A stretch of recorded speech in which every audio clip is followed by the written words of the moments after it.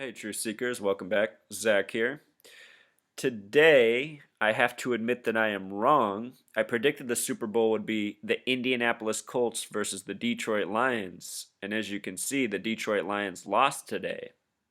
However, in a video post I did about a week back, I pointed out that after the Week 17 games, the Dallas Cowboys made me start to doubt my Detroit Lions pick because they finished their last game of the regular season with a score of 44 points, and that 44th point came on a clear and obvious gimmick. The Cowboys should have been kneeling the ball and running out the clock. They had no reason to play for more points, but they ended up getting a very long touchdown on what seemed like an uncontested run, giving them a sum of 44. And again, True Seeker, I made all these predictions early on based on 44 years ago. These are the playoffs 44 years ago. Notice the Cowboys faced the Lions and advanced in the first round. They defeated the Detroit Lions 5-0. Rare score. This was for Super Bowl 5. This was the 5th Super Bowl ever. Also notice the Colts defeated the Bengals. Both of these games happened today. Cowboys, Lions, Colts, Bengals. This is 44 years later. It was the Week 3 prediction I made based on 44 years earlier. Take a peek, Truth Seeker. Andrew Luck won today. He had 44 passing attempts. 44. This game started at the curious time of 4:40. Typically, NFL games start at 4:30, 4:35. But today it started at 4:40 with the emphasis on 4-4, and it finished with a sum of 20-24. And if you saw this game, the Lions came in and played a great first quarter. They went up 14-0. Then the Cowboys rallied back and took the lead in the very end. What was curious is there was a pass interference called in favor of the Lions, and it looked like a legit pass interference call. And then very late, the call was overturned. And even the announcers commented on how curious the late overturn of the pass interference was. And it was what they typically call pass interference in the league. The defender did not turn his head around. He ran into the offensive player early. He probably would have caught it if it didn't happen. So it was a surprise to see it overturned. Then, making matters more curious, in the end of the game, Matthew Stafford fumbled. Dallas recovered. And had they just gone straight down on the ground, they would have won the game. But instead, the defensive player ended up fumbling it in what looked very hoax-like and gave Lions one more opportunity. And anyhow, it's possible that I overthought this, True Seeker. I made all these calls based on Week 3, and I saw something in the Lions-Packers score that made me think they were the likely NFC opponent. I also noticed that in the preseason, they were the only team with 33-1 odds to win the Super Bowl. Also, it has been 33 years since the Lions hosted a Super Bowl, the first time they hosted it.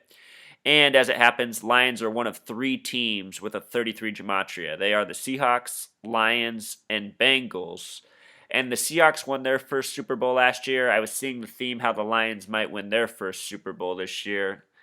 But perhaps I should have just followed the theme of 44 years ago, because 44 years ago, True Seeker, the Cowboys did advance over the Lions just as the Colts advanced over the Bengals.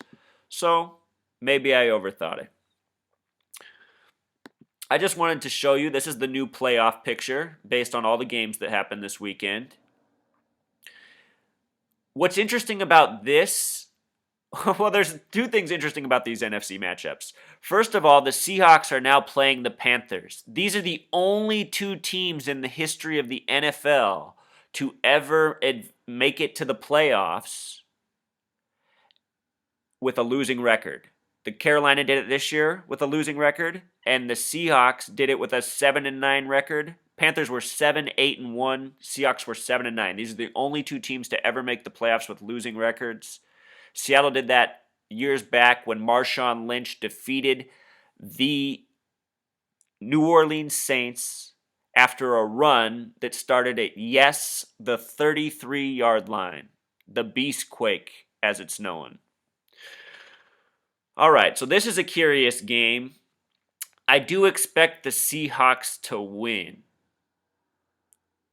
I expect the Seahawks to win. Why? Because I think the NFC Championship between the Packers at Seahawks or the Cowboys at Seahawks is very interesting. Let's start with the Packers. There was a play from a couple seasons back known as the Fail Mary, where there was a very controversial call. The NFL had a big, extensive talk about it. They talked about if they needed to make a rule change in the offseason. If these teams were to meet in the NFC Championship, that would surely be a storyline, and it would be interesting to see how that game would go, knowing that this call's already been made in their series history. More interesting is that this year, the Cowboys defeated the Seahawks in Quest, which is where the game will be if the Seahawks advance. They're the 1 seed. It will be at home. If the Cowboys had to face the Seahawks again, it would be threatening for the Seahawks because they already lost to the Cowboys at home, and the Seahawks to date have never lost at their home field since it's been built in the playoffs. They're undefeated at this field in the playoffs, a streak that's likely due to be broken. Making matters more interesting, in this game, anyone who watched this Cowboys-Seahawks game will likely remember what I'm about to tell you. In this game, in the fourth quarter, when it looked like the Cowboys had the game in hand, the game clock went from 3 minutes and change to a minute 16, like this, Truth Seeker. Just out of nowhere, went to a minute 16. And I was at a sports bar, and earlier in the game, I'd been telling this guy about the numerology and what I'd been studying, and he thought it was nuts. And when this happened, he made a quack at me about, oh, you see how that happened? I bet you think that number means something. And I said, well, if you flip that number upside down, it is 911. And I pointed out that the word country in simple English gematria sums to 116. Words like powerful, it's a pretty significant word or number in gematria, Truth Seeker, and in numerology. And anyhow, I just think about that now. If these teams meet again in the NFC Championship, perhaps that was some sort of signal. Maybe there was some reason they did that even I didn't catch on. But that definitely happened in the game between these two. A weird game clock glitch that went to a curious number.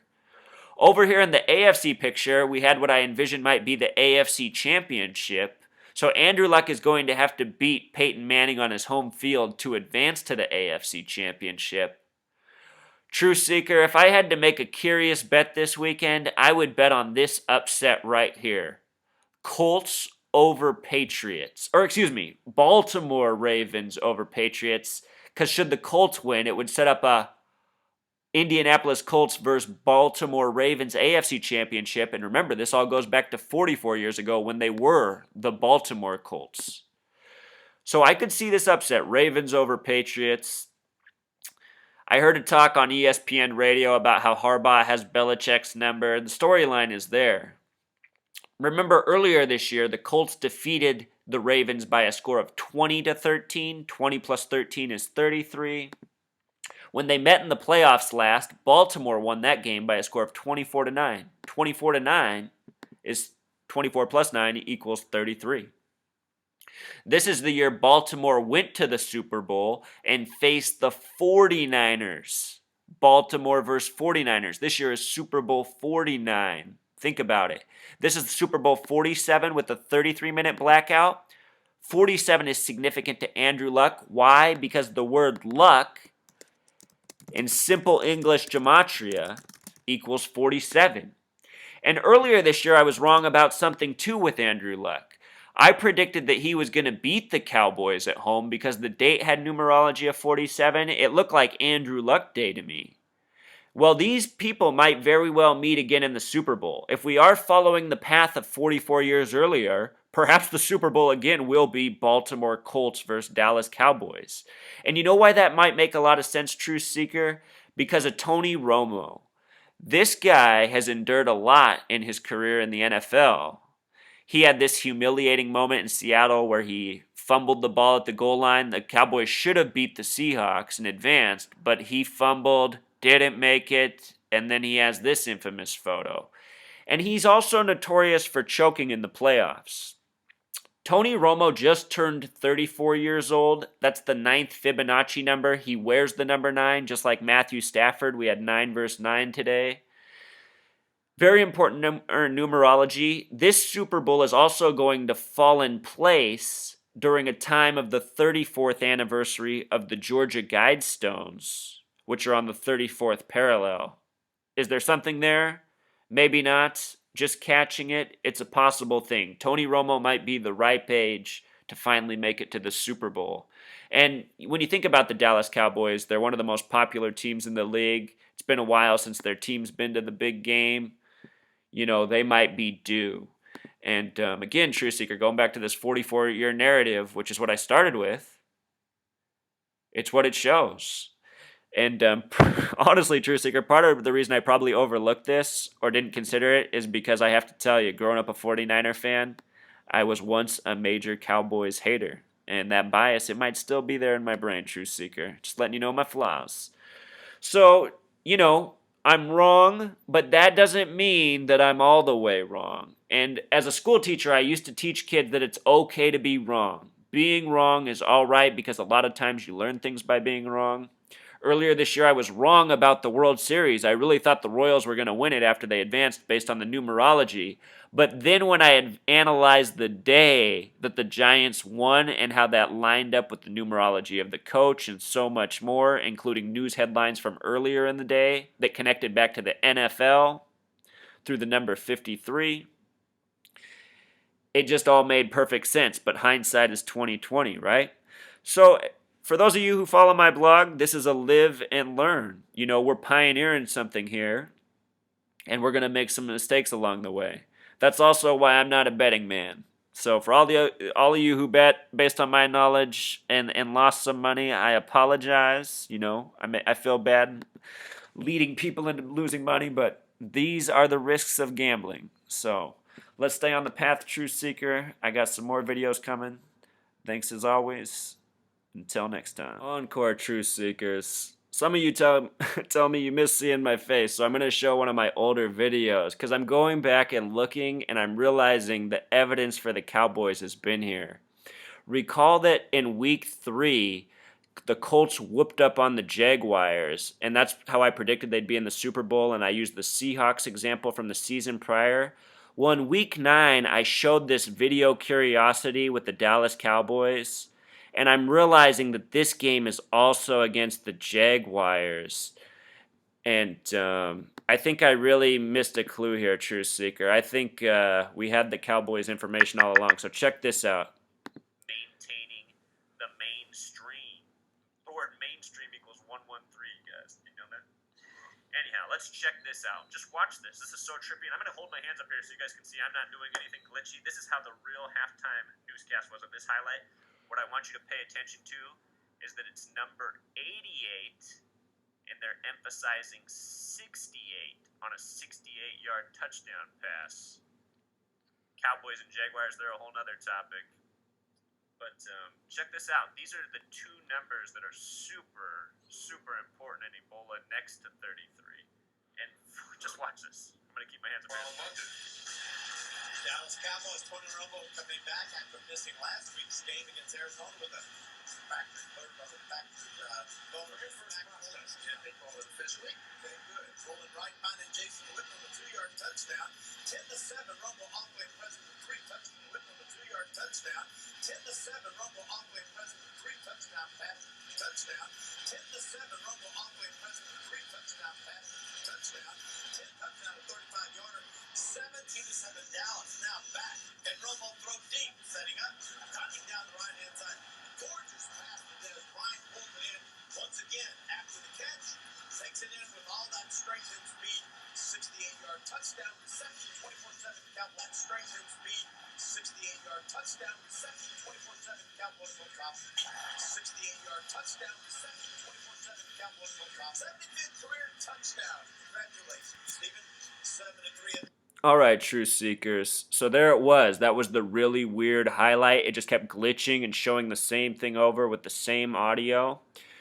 True Seekers, going back further, if you haven't watched my videos from the beginning and read my blog, you should know that I've noticed how sports tie in with what's the major news stories of the year. For example, let's go back in time. After September 11th, we had the emergence of Tom Brady and the New England Patriots. Remember the controversial call against the Raiders. And then the legacy of Tom Brady and Adam Vinatieri. And they even made new rules for Tom Brady as they went. They created this rule called the Tuck rule. And, it just seems so obvious to me that the Patriots in the wake of 9/11, when they were brewing this false patriotism at home. This year, Dallas has been central in the news story because of the Ebola story. And again, Truth Seeker, Dallas is a 49 word. Dallas sums to 49.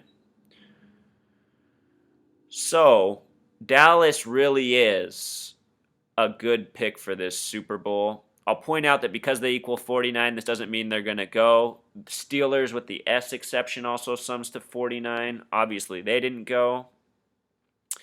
You know what's interesting, though? In the movie Black Sunday, which was released on 3/11 in the year 77, the Steelers and the Cowboys are in the Super Bowl, and they had the real Steelers playing that game, just like they had them doing The Dark Knight Rises.